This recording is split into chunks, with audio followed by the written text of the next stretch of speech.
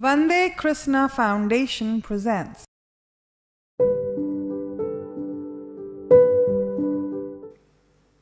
कहाँ गए?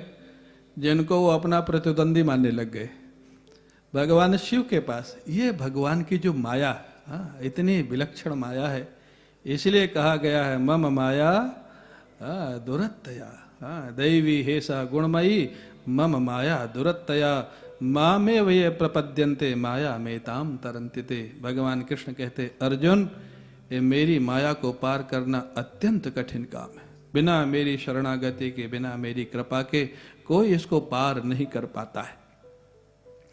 भगवान शंकर के पास क्यों जा रहे हैं वो जानते हैं। कामदेव ने सारा चरित्र इंद्र को सुनाया है जाके, और ये सारे देवलोक से घटना शिवलोक तक भी पहुंच गई है। ये चर्चा, नारद जी को काम का कोई प्रभाव नहीं पड़ा, काम के जगाने के बाद क्रोध भी नहीं आया। नारद जी को लगा कि इस घटना का शिव जी के चित्त पर क्या प्रभाव पड़ा, वो मेरे विषय में क्या सोचते हैं, पहले वहां जाके देखना चाहिए। इसलिए भगवान शंकर के पास पहले जाते, पहले विष्णु भगवान के पास जाना चाहिए, नहीं गए। क्योंकि जिता काम अहमिति मन माही, क्या हो गया, मैंने काम को जीत लिया, क्रोध को जीत लिया। क्यों? वो सोचते हैं भगवान शिव ने काम को तो जीत लिया था, लेकिन क्रोध तो आ ही गया था ना। क्रोध आया तभी तो भस्म किया ना काम को, लेकिन मैंने काम को भी जीत लिया और क्रोध को भी जीत लिया, लेकिन अभिमान घुस गया। ये नारद जी को पता ये नहीं पता लगा कि तीसरा दोस्त तो अंदर प्रवेश ही कर गया। जिता काम अहमिति, ये अहंकार उनके चित्त में प्रवेश कर चुका है। मैंने काम और क्रोध को जीत लिया है। नारद जी जाते हैं भगवान शंकर के पास, और प्राय जाते थे, लेकिन जब भी नारद जी भगवान शंकर के पास जाते थे तो कोई प्रभु चर्चा होती थी। कभी शंकर जी कथा सुनाते थे, कभी नारद जी कथा सुनाते थे। भगवान शंकर बड़े प्रसन्न हुए, देवर्षि आए हैं तो कोई राम कथा होगी, भगवान की कथा होगी, भगवान की चर्चा होगी, जो इनका जीवन है। लेकिन आज तो नारद जी बिना पूछे ही राम कथा की जगह काम कथा प्रारंभ कर दी। आपको पता है, पता लगा ही होगा आपको। मैं हिमालय की तलहटी में एक गुफा में बैठा हुआ था, सहज समाधि लग गई। कामदेव ने सारी सेना के साथ स्वयं वहां पर आया, बहुत सारा व्यवधान डाला, लेकिन मेरे को पता भी नहीं लगा। और जब उसने मेरे को जगाया प्रयास पूर्वक, तो मेरे को क्रोध भी नहीं आया। आपको पता है ना, आपको पता लगा ही होगा। भगवान शंकर बोले, अरे प्रभु आपकी ये माया। मैं तो सोचा था कि नारद जी आएंगे तो राम कथा सुनूंगा, प्रभु कथा सुनूंगा, ये काम कथा, वो भी यहाँ कैलाश में आकर के। हिमालय से समाधि लगा के आए, कैलाश में आके काम कथा सुना रहे अहंकार पूर्वक। भगवान शंकर ऐसे भगवान का स्वरूप है, जो कोई माने कि न माने, लेकिन अच्छी सलाह वो सबको देते ही है। भले उनकी सती बात नहीं मानी, तब भी उन्होंने समझाया। नारद जी भी आज बात नहीं मानेंगे, फिर भी वो समझा रहे। भगवान शंकर इतने कृपालु, इतने दयालु हैं, वो दुष्टों को भी समझाते हैं तो सज्जन को तो समझाएंगे। भगवान शंकर के जैसा दयालु भगवान का दूसरा रूप नहीं। इसलिए एक संत कहते थे, बोले भगवान शंकर जो मुर्दे की भस्म लगाते हैं ना, इसका कारण क्या है? बोले भगवान शंकर का एक ही काम है, संहार करना। सृष्टि करना ब्रह्मा जी का काम, पालन करना विष्णु जी का काम, शिव जी का काम है संहार करना। और संहार तो अरबों अरबों वर्षों के बाद होता है। सबसे ज्यादा समय शंकर जी के पास ही रहता है। विष्णु भगवान पालन में लगे रहते हैं, ब्रह्मा जी सृष्टि में लगे रहते हैं। संहार तो बहुत वर्षों के बाद होता, अरबों साल के बाद। इसलिए वो खाली रहते, इसलिए सबसे ज्यादा कथा सत्संग शंकर जी ही करते। एक बार शंकर जी ने सोचा चलो अपने भक्तों से मिलावें। शायद वो दिल्ली आ गए होंगे, लेकिन कोई भक्त घर पे मिला ही नहीं। सब कोई ऑफिस गया, कोई विदेश गया। इस बार खेतान जी बता रहे थे 4 दिन की छुट्टी पड़ रही है, शनिवार रविवार सोमवार मंगलवार। बोले सारे लोग दिल्ली से बाहर जा रहे हैं, इतने व्यस्त हैं लोग। माने ऐसे छूटते हैं जैसे जेल से छूट रहे हो, ऐसा भागते। शंकर जी के साथ भी यही हुआ। शंकर जी आए, कोई घर में मिला ही नहीं। अब कैसे मिले? हर आदमी व्यस्त था, हर आदमी बहुत बिजी था। शंकर जी सोचे चलो ऐसी जगह बैठ जाते हैं जहां सबको आना ही पड़ेगा, और तब जाकर के शंकर जी स्मशान में बैठ जाते हैं। और जब वो मुर्दे को जलाया जाता है, भोले बाबा की कृपा की पराकाष्ठा, अरे ये मेरा भक्त जीते जी तो नहीं मिल सका, तो चलो मरने के बाद इसके भस्म लगा के ही इसको हृदय से लगा लेता हूँ। ये भगवान शंकर की करुणा की पराकाष्ठा, करुणा की पराकाष्ठा। इसीलिए वो चिता की भस्म लगाते, चिता भस्म आलेपा। हाँ, शिव महिमन में आता है चिता भस्म आलेपा। तो भगवान शंकर इतने दयालु हैं, इतने कृपालु हैं, इसलिए उनका नाम है भोलेनाथ, उनका नाम है आशुतोष। हाँ, सबसे जल्दी प्रसन्न हो जाएं। हाँ, हर हर बोल दो, जल चढ़ा दो, बिल्वपत्र चढ़ा दो, ज्यादा कोई पूजा सामग्री की जरूरत ही नहीं उनको। तो महाराज भगवान शंकर ने देखा, आप कल्पना कर सकते हैं, जो उन्हीं से प्रतिस्पर्धा करने गए हैं नारद जी शंकर जी से प्रतिस्पर्धा के हिसाब से गए कि इन्होंने काम को जीता था लेकिन क्रोध आ गया था, मैंने तो काम क्रोध दोनों को जीत लिया है, तो इनके चित्त पे इसका क्या प्रभाव पड़ रहा है? मेरा सम्मान कर रहे हैं, नहीं कर रहे हैं? इनके चित्त पे स्पर्धा के भाव हैं, नहीं है? अगर कोई दूसरा होता तो उसको दूसरी शिक्षा दे देता कि मेरे से प्रतिस्पर्धा करने आया, चलो उसको तो इधर उधर घुमाओ। नारद जी कहते हैं, नारद जी से भगवान शंकर ने कहा, बेटा ये जो कथा तुमने आज मेरे को सुनाई, ये कभी भूल करके विष्णु भगवान को मत सुना देना। अगर वो पूछें भी कि इतने दिन तुम कहाँ थे, क्यों नहीं आए, क्योंकि नारद जी रोज विष्णु भगवान के पास जाते थे और इधर काफी दिन हो गए थे वो नहीं गए थे। शंकर जी को पता लग गया कि वहां नहीं गए। बोले जब जाओगे तो जरूर पूछेंगे कि तुम कहाँ थे इतने दिन, और जब पूछेंगे तो मेरे को लगता है तुम यही सुनाओगे कि मैं वहां समाधि लगा के बैठा था, काम आया, क्रोध आया, कुछ मेरे को प्रभाव नहीं पड़ा। बोले मैं बार बार तुमको विनम्रता पूर्वक कह रहा हूं, भगवान शंकर ने कहा मेरे को सुनाया तो सुनाया, लेकिन ये विष्णु भगवान को भूल करके मत सुनाना। हाँ, तिम जन हरि सुनावहु कबहू, चलेहु प्रसंग दुरायहु तब। वो पूछे भी तो भी छिपा लेना, क्योंकि भगवान शंकर कह रहे हैं कि तुमने नहीं जीता है, ये तुमको जितवाया गया है। हाँ? भगवान शंकर ने तो भलाई की बात कही। नारद जी को क्या लगा? नारद जी सोचते मैं जानता था, इसीलिए मैं पहले आया, मैं जानता था इनको मेरे से जेलस हो जाएगी। अब कल्पना करे, ये जो बोलते ना दृष्टि सृष्टिवाद, जो वेदांत का सिद्धांत है, यथा दृष्टि तथा सृष्टि, या गांव की भाषा में बोलते हैं कि जैसा चश्मा लगा हो वैसा ही दिखाई देता है, वही दृष्टि सृष्टिवाद वेदांत का। जो गांव की भाषा में बोलते हैं जैसा चश्मा लगा हो वैसा दिखाई, हरा लगा होगा तो हरा दिखाई देगा, लाल। भगवान शंकर इतनी हित की भावना से समझा रहे हैं, नारद जी उसको दूसरे अर्थों में ले रहे। नारद जी कहते हैं मैं तो जानता था कि इनको प्रतिस्पर्धा का भाव हो जाएगा, और वो दिखाई दे रहा है। स्वयं तो इन्होंने मेरी प्रशंसा की ही नहीं, और ये अब मेरी प्रतिष्ठा और आगे बढ़ने नहीं देना चाहते। ये स्वयं तो प्रचार कर ही नहीं रहे, मेरे को भी कह रहे तुम भी प्रचार मत करना अपना। वो मेरा प्रचार रोकना चाहते, मेरी प्रतिष्ठा रोकना चाहते। शंभुदीन उपदेश हित, नहीं नारद ही सुहान। नारद जी को अच्छा ही नहीं लगा। नारद जी सोचे तो मैं जानता था कि उनको स्पर्धा हो जाएगी, ये मेरा प्रचार रुकवाना चाहते, प्रतिष्ठा रुकवाना चाहते। मैं ऐसे मानने वाला नहीं हूं, मैं तो जो सच्चाई है, सत्य घटना हो तो सुनाऊंगा सबको। भगवान शंकर समझ गए कि मानने वाले तो है नहीं। हाँ, लेकिन फिर भी मेरा जो कर्तव्य था मैंने किया। हमेशा भगवान शंकर का एक सूत्र बड़े काम का है। हाँ, पर सती जी को जब समझाया वो नहीं मानी, समझाने के बाद वो चले गई परीक्षा लेने के लिए। तब वहां पर भगवान शंकर ने एक चौपाई बोली, होई है सोई जो राम रचि राखा, को करि तर्क बढ़ावई शाखा, अस कही लगे जपन हरि नामा। हाँ, बड़े महत्व की चौपाई है। पूज्य स्वामी सत्यमित्रानंद जी महाराज ने, वो 2 साल पहले आश्रम में आए थे, वृंदावन आश्रम में। वो महाराज जी के प्रति बड़ी उनकी अगाध श्रद्धा है। वो महाराज जी के कक्ष में आए, हम लोग भी बैठे थे, वो भी बैठे थे। उन्होंने कहा कि हमको एक बार महाराज जी ने रामायण की 2 चौपाई बताई थी। बोले सत्यमित्रानंद, इनको हमेशा जीवन में याद रखना। एक वो होई है सोई जो राम रचि राखा, को करि तर्क बढ़ावई शाखा, एक तो ये याद रखना। और एक चौपाई यहाँ भी भगवान शंकर ही वो सोच रहे, राम कीन्ह चाहि सोई होई, करे अन्यथा अस नहीं। हाँ, ये मार्मिक चौपाई है, ये रामचरितमानस का सार है। हाँ, भगवान शंकर वहां सती को समझाए, वो भी नहीं मानी, और तब भी भगवान शंकर परेशान नहीं हुए। वही है सोई जो राम रचे। हाँ, प्रभु जो चाहते हैं वही होगा, वो कुछ लीला करना चाहते होंगे।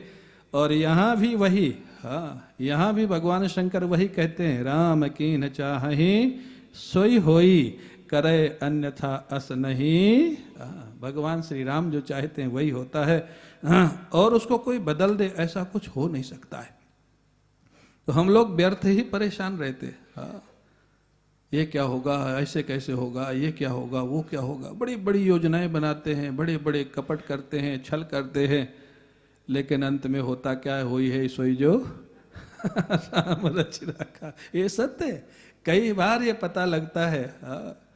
और सामाजिक स्तर पर, राष्ट्र के स्तर पर, साधु के स्तर पर, साधना के स्तर पर, कई स्तर पर अगर आप शांति से देखेंगे ये दोनों चौपाई फिट आएंगी। हाँ, सारे प्रयासों के बाद वही होता है जो ईश्वर की इच्छा होती है, सारे प्रयासों के बाद। तो इसलिए भगवान शंकर कभी परेशान नहीं होते। सती को समझाया था, नहीं मानी, चली गई, तो बस वो कह करके अस कही लगे जपन हरिनामा। हाँ, ये नहीं सोचा कि वहां जाके क्या कर रही हैं, क्या करेंगी, क्या परीक्षा लेंगी, ध्यान लगा के भी नहीं देखा। बल्कि जब लौट के सती आई तो भगवान शंकर ने मुस्कुरा के पूछा, परीक्षा लेके आ गई? भगवान शंकर मुस्कुरा क्यों रहे? भगवान शंकर कह रहे हैं, सती, भगवान कभी कभी भक्तों की परीक्षा लेते हैं, ये तो मैंने सुना था, लेकिन कोई भक्त भगवान की परीक्षा लेता है मैंने सुना नहीं था, मैं इसकी विधि जानता नहीं, इसलिए मैं तुमसे पूछ रहा हूं, लीन परीक्षा कवन विधि, किस तरीके से आपने राम जी की परीक्षा ली? और एक शब्द जोड़ दिया, सत्य कहूँ सब बात, झूठ मत बोलना, क्योंकि डाउट था भगवान शंकर को कि ये बताएंगे नहीं। ऐसा इन्होंने गड़बड़ काम किया है कि वो डरी हुई है, वो सच बताएंगी नहीं, पहले से कह दिया सत्य कहो सब बात, सच सच बता दो कि तुमने क्या परीक्षा लिया। और जो उनको संदेह था वही हुआ। हाँ, सती ने कहा, कछु न परीक्षा लीन गुसाई, कीन प्रणाम तुम्हारे नहीं। हाँ, कोई परीक्षा नहीं लिया महाराज, जैसे आपने यहाँ कहा प्रणाम किया जय सच्चिदानंद जग पावन, मैंने वहां जाके कर लिया। अब इस बात, सती की इस बात पे क्या आप लोग भरोसा करेंगे? इतना तो एक छोटा व्यक्ति, ना समझ व्यक्ति भी समझ जाएगा कि झूठ बोल रही है। हाँ, तो हमारे महाराज जी कहते थे कि झूठ बोलने की परंपरा भी बड़ी पुरानी है, दुखी दुखी मत होना। हाँ, कई लोग नाराज हो जाए, तुम हमसे झूठ बोलते हो। अरे सती ने शंकर जी से झूठ बोल दिया, आप क्या करोगे? शंकर जी तो नाराज नहीं हुए, दुखी नहीं हुए, नहीं बताया। हाँ, और असली बात क्या है, सती झूठ बोलती नहीं थी प्राय, और यही होता है, जो झूठ नहीं बोलता है वो पकड़ा जाता है। अगर वो कभी झूठ बोल दिया, क्योंकि उसको अभ्यास नहीं होता है बोलने का, वो पकड़ जाता है। बोले कोई परीक्षा नहीं ली, आपके जैसे प्रणाम कर लिया, तब महेश देखो धरि ध्याना। हाँ, तब भगवान शंकर ने ध्यान लगाया, ऐसा हो नहीं सकता है, जरूर इन्होंने परीक्षा ली होगी, ध्यान लगा के देखा, अरे सती कीन सीता कर वेशा, सती ने जानकी जी का वेश बना लिया, इसलिए अब मेरे को, हाँ, सती से पत्नी के रूप में मेरा मिलन अपराध होगा, क्योंकि मैं जानकी जी को माँ के रूप में मानता हूँ। और मन ही मन उन्होंने सती का परित्याग किया। तो इसलिए भगवान शंकर कभी तनाव में नहीं आते, उनको पता है मेरा काम है अच्छी सलाह देना, मानना ना मानना ये तो ठाकुर के हाथ में, वो जैसा चाहेंगे वही होगा। यहाँ पर वही किया। हाँ, भगवान शंकर ने सलाह दे दिया, लेकिन गोस्वामी जी महाराज लिखते हैं हुआ क्या। हाँ,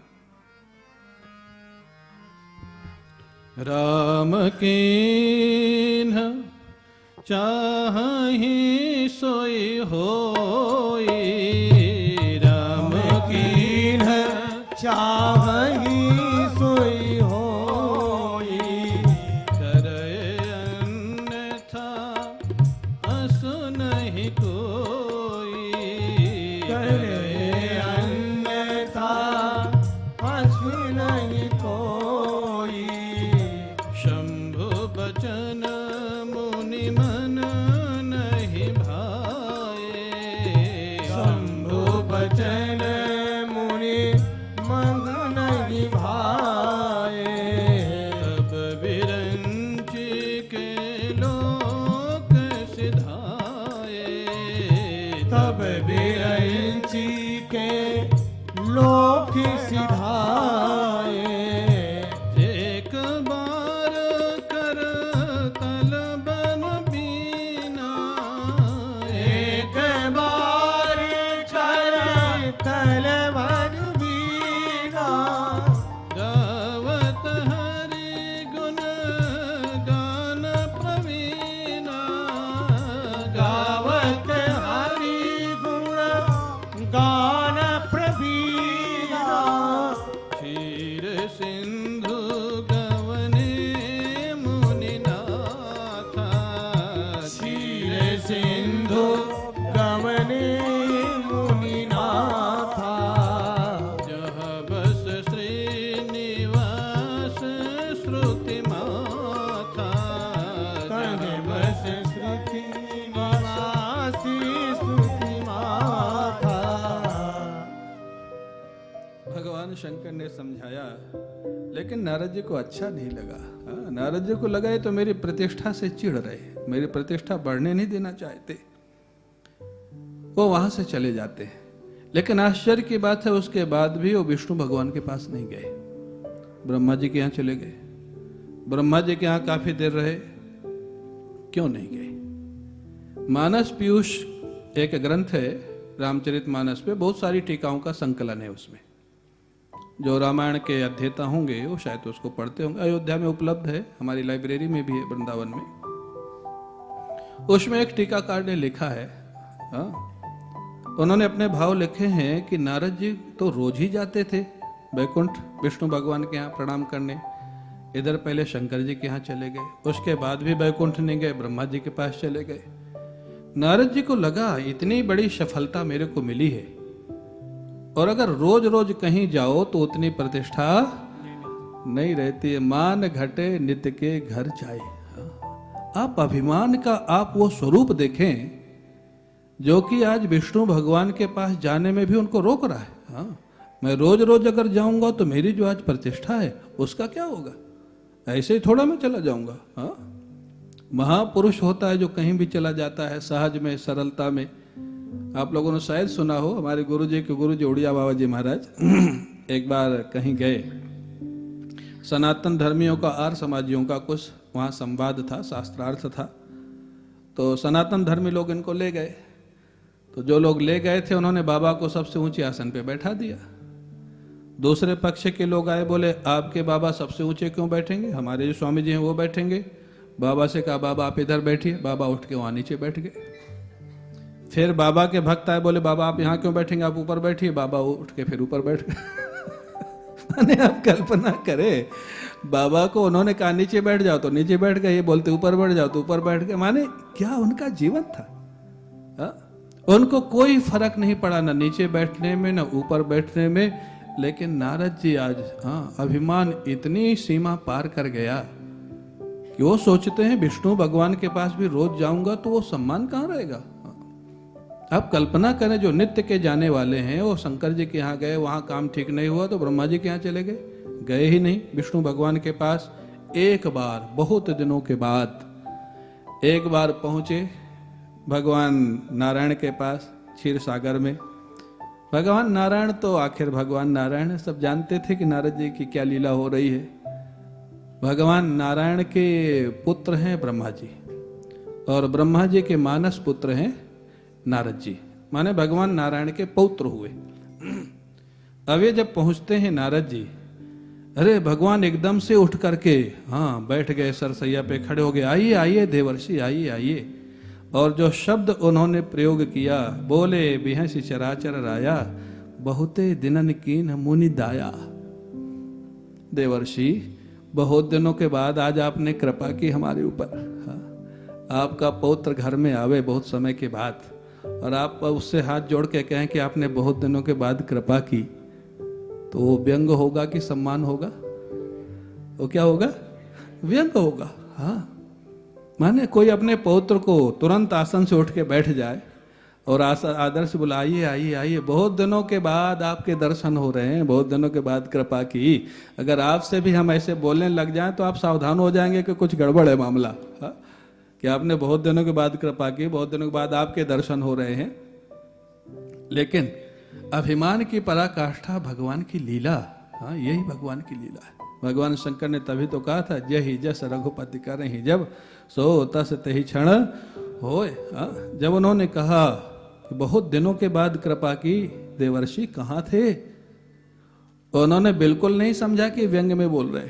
हाँ, उन्होंने कोई गलती नहीं मानी। काम चरित नारद सब भाखे, हाँ सुनाने लग गए, आपको नहीं पता है, मैं तो हिमालय की कंदरा में था, गुफा में था, मेरी सहज में समाधि लग गई। हाँ, कामदेव आया, कुछ प्रभाव नहीं पड़ा, कामदेव माफी मांगा, मेरे को क्रोध नहीं आया, और उसके बाद मैं कैलाश चला गया था। मेरी बात शंकर जी को अच्छी नहीं लगी, ये भी बता दिया जो कि मना किया था इनकी भलाई के लिए। यद्यपि प्रथम बरज शिव राखे, भगवान शंकर ने मना कर रखा था कि मत बताना, तो कथा तो बता ही दी, ये भी बता दिया कि शंकर जी को अच्छा नहीं लगा, वो मना कर रहे थे कि नहीं बताना। भगवान नारायण मुस्कुराते, अति प्रचंड रघुपति के माया, जही न मोह अस को जग जाया। कौन ऐसा व्यक्ति है जो इससे बच सकता है? भगवान नारायण समझ गए, मेरी माया, मम माया, ये मेरी माया जिसको नीचे न गिरा दे, बड़ा आश्चर्य है। जब तक मेरी शरण में नहीं आता, ये जीव क्या उसमें अभिमान करेगा। अगर नारद जैसे देवर्षि की ये स्थिति हो सकती है और वो नहीं समझ पा रहे, कई बार व्यक्ति नहीं समझता अभिमान में, उसकी प्रशंसा करते जाओ, और समाज में बहुत ऐसे लोग होते हैं जो प्रशंसा कर करके अपना काम करवा लेते हैं। उसको समझ ही नहीं आता है कि प्रशंसा जीवी व्यक्ति है, ये प्रशंसा करके अपना काम बना रहा है। भगवान ने भी उनकी प्रशंसा कर दी। क्यों कर दी भाई? भगवान उनके अभिमान को तोड़ा क्यों नहीं? भगवान उनके अभिमान को और बढ़ा देते। क्यों? अभिमान को हटाने के दो तरीके हैं। जैसे किसी को फोड़ा हो जाए तो डॉक्टर देखता है कि ये फोड़ा दवा से दब जाएगा या इसको पका करके ऑपरेशन करना पड़ेगा। क्यों? दो तरीके होते हैं ना। अगर फोड़ा अभी अभी प्रकट हुआ है शरीर में, तो कोई ना कोई ऐसी एंटीबायोटिक दे देगा या कोई दवा दे देगा कि वो पकेगा नहीं, वहीं का वहीं दब जाएगा। लेकिन अगर इस स्टेज में आ गया कि अब दबने की स्थिति में नहीं है, तो फिर डॉक्टर उसको पकाता है और फिर ऑपरेशन करता है। जितनी जल्दी हो सके, नहीं तो कष्ट देगा। भगवान नारायण ने देखा कि नारद जी का जो फोड़ा है अब ये दबने वाला नहीं आप आगे देखेंगे, आश्चर्य होता है। भगवान नारायण उनके अभिमान को तोड़ने की जगह बढ़ा रहे, वो भी और बढ़ा रहे। क्यों? क्योंकि ये फोड़ा अब दबने वाला नहीं था।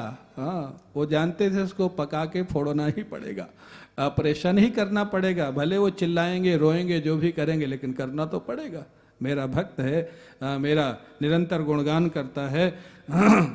और क्या बोलते हैं? रूख बदन करी बचन मृदु, थोड़ा उदासीन मुख हो जाता है भगवान नारायण का। अरे नारद जी के जीवन में भी ऐसा अभिमान, लेकिन बोलते हैं बड़ा मीठा, क्योंकि बढ़ाना है।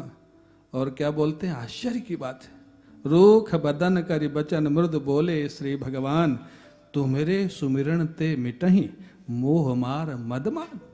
अरे नारद जी, तुमने काम क्रोध को जीत लिया तो कौन सी बड़ी बात है। तुम्हारा जो स्मरण करेंगे वो भी काम क्रोध को जीत लेंगे। अब तो और फूल गए। मेरे स्मरण से काम क्रोध लोग जीत लेंगे। और काम क्रोध ही नहीं कहा, एक व्यंग और जोड़ दिया, तो मेरे सुमिरन ते मिटई मोह मार मद मान, अभिमान इत्यादि भी मिट जाएंगे। बताना तो चाहते थे कि तीसरा दोष घुसा हुआ है, लेकिन वो दिखाई दे तब ना। इतना ज्यादा बढ़ चुका है कि अब वो दबने वाला नहीं। भगवान सोचते हैं सो निमो निमोह होई मन ताके, ज्ञान विराग हृदय नहीं जाके, ब्रह्मचरज व्रत रत मति धीरा, तुम ही की करे मनोभव पीरा।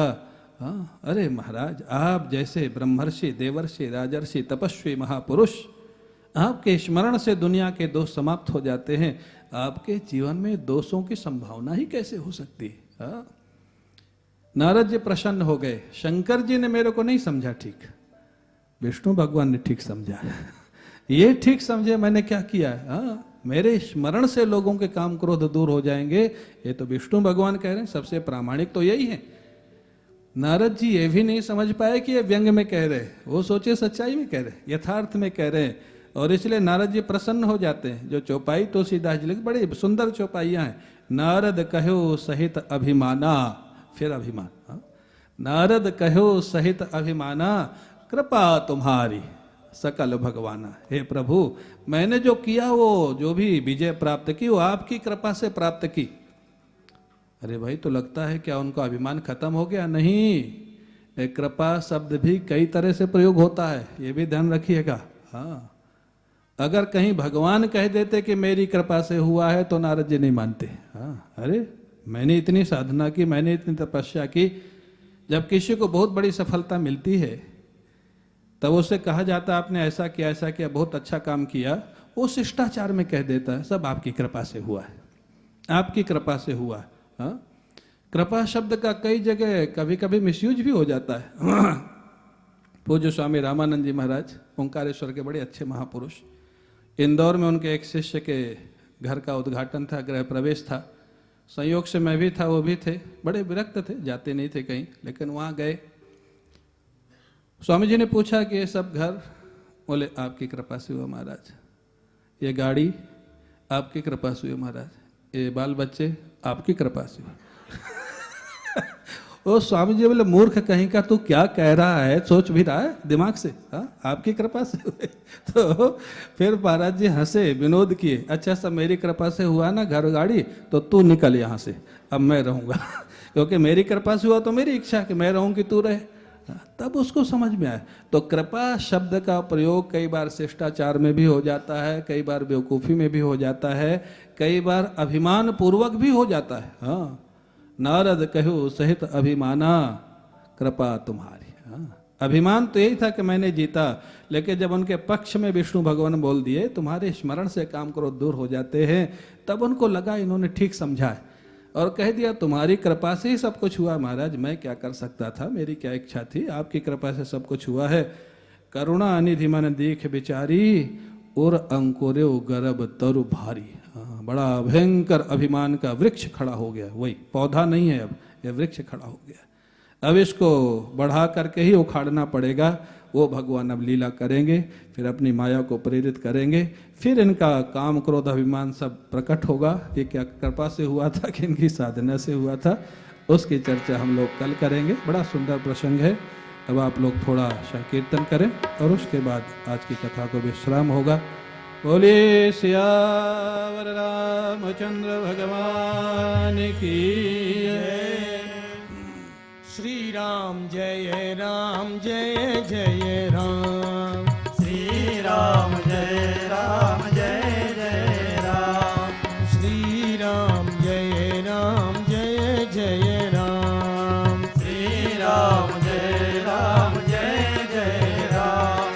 श्री राम जय राम, जय जय राम।